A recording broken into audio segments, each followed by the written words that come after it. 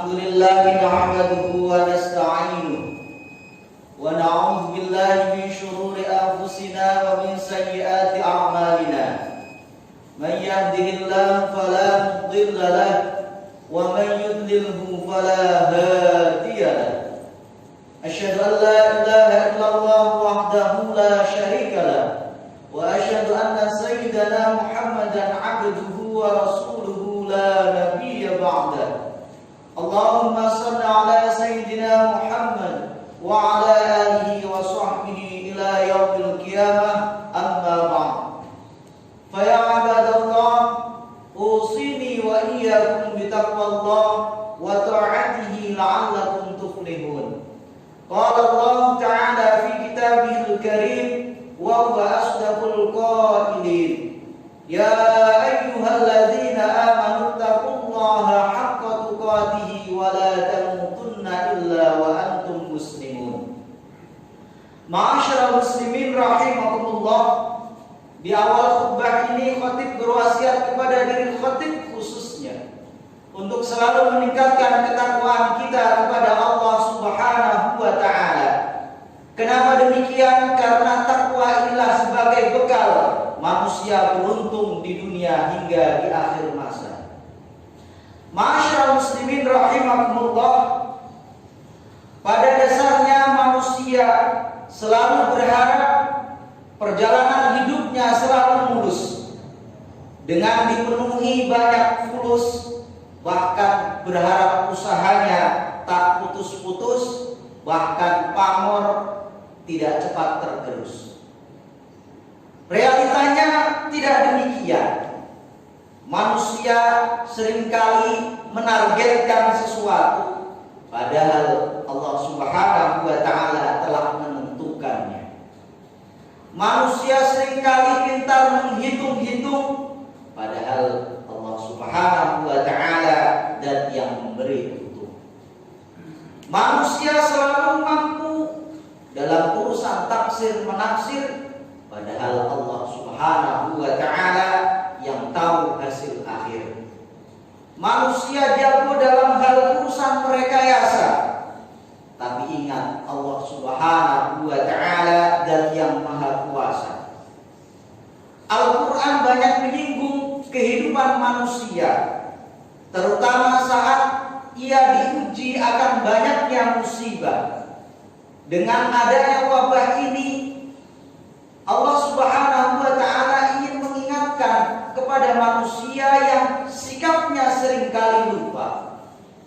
Allah berfirman, "Wa idza massal insana dur." Ketika manusia ditimpa bahaya, da'ana li jambihi aw qa'idan aw qa'ima. Maka manusia ini akan mendatangi, selalu mendekatkan diri kepada Allah dalam keadaan apapun, baik kondisi berbaring, duduk, maupun sedang berdiri. Falamma kasyafna anhu, saat musibah ujian ini telah dihilangkan oleh Allah, marra ka'allam yad'una ila durrin massah, maka manusia seringkali melupakan. Kadzalika zuyyina lil musrifina ma kanu ya'malun. Begitu juga Allah Subhanahu wa taala mengingatkan, menghiasi kepada orang-orang yang selalu melampaui batas. Menurut Imam Syekh Nawawi Al-Bantani di dalam tafsirnya kitab Marah Labib, beliau menjelaskan bahwa ayat ini mengajarkan kepada kita bahwa manusia ini kurang sabar dalam menghadapi ujian ataupun musibah. Yang kedua, manusia seringkali lupa akan nikmat yang ia terima. Dari sini kita bisa mengambil kesimpulan bahwa ayat ini mengingatkan kepada kita bahwa karakter manusia memang pelupa. Wa ma sumiyal insanu illa lisyan. Manusia ini diberikan nafsu, bahkan sifat pelupa. Tidak lain ini sebuah kenikmatan yang kadangkala kita harus mensyukurinya. Di sisi lain Allah juga mengingatkan kepada kita agar manusia selalu mengambil hikmah segala kejadian yang ada. Terutama Allah berfirman di dalam surat Al-Hadid ayat 22. Ma asaba min musibatin fil ardi wala fi anfusikum illa fi kitabim min qabli an nabra'aha. Tidaklah bencana apapun yang ada di muka bumi ini maupun pada diri kalian kecuali Allah sudah menentukan di Lauhil Mahfuz. Ayat selanjutnya mengingatkan kepada kita kenapa Allah Subhanahu wa taala memberikan musibah. Di ayat selanjutnya Allah memaparkan dua hal. Yang pertama adalah likai la taksau ala ma fatakum, supaya kalian tidak terlalu terlena, tidak terputus asa akan rahmat yang telah diberikan oleh Allah Subhanahu wa taala. Yang kedua, wala tafrahu. Ayat ini menggambarkan kepada kita hikmah yang kedua. Seringkali manusia sering terlena, seringkali bangga akan kenikmatan. Ia baru tersadar saat usahanya mulai pudar. Ini karakter manusia, tersadar akan beberapa kejadian yang menimpa dirinya ataupun orang sekitarnya. Di sini ia akan tersadar bagaimana keagungan Tuhan yang selalu mengingatkan kepada manusia. Menurut Imam Ar-Razi di dalam tafsirnya, Allah Subhanahu wa taala memberikan musibah kepada manusia ini ada dua kategori. Yang pertama berupa sakit, fakir miskin, kekurangan harta maupun yang lainnya. Dan yang kedua adalah ujian kebaikan maupun keburukan kita. Seringkali manusia lupa saat kita diberikan kesehatan dan kesempatan, kita bisa melaksanakan sholat Jumat, kita bisa melaksanakan sholat fardu. Sebetulnya ini rahasianya ujian kepada kita. Ujiannya di mana? Apakah kita mau menjaga amal tersebut? Jangan sampai amal yang kita telah lakukan ini gugur. Banyak amalan yang tanpa kita sadari ini tidak diberikan pahala oleh Allah karena kita tidak tahu ilmunya. Bahkan Imam Al-Ghazali di dalam kitab yang membahas khusus asnaful maghrurin, golongan-golongan orang yang tertipu, salah satunya adalah ahli ibadah. Ahli ibadah bagaimana? Ia rajin beribadah tapi tidak didasari dengan ilmu. Begitu juga banyak orang yang pintar tapi perilakunya tidak benar. Ini pun amalnya tidak akan diterima oleh Allah Subhanahu wa taala. Makanya dengan adanya kita hadir di majelis seperti ini, sholat Jumat ini, mengingatkan kepada kita agar manusia jangan sampai lupa akan nikmat yang telah diberikan kepada kita semuanya. Solusi bagaimana yang ditawarkan oleh Allah menghadapi musibah yang banyak sekali ini?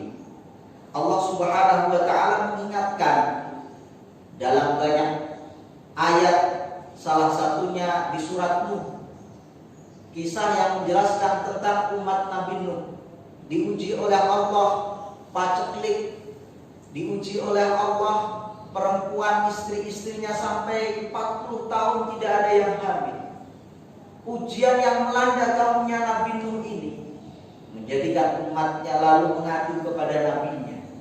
Lantas Nabi Nuh memberikan saran dan nasihat.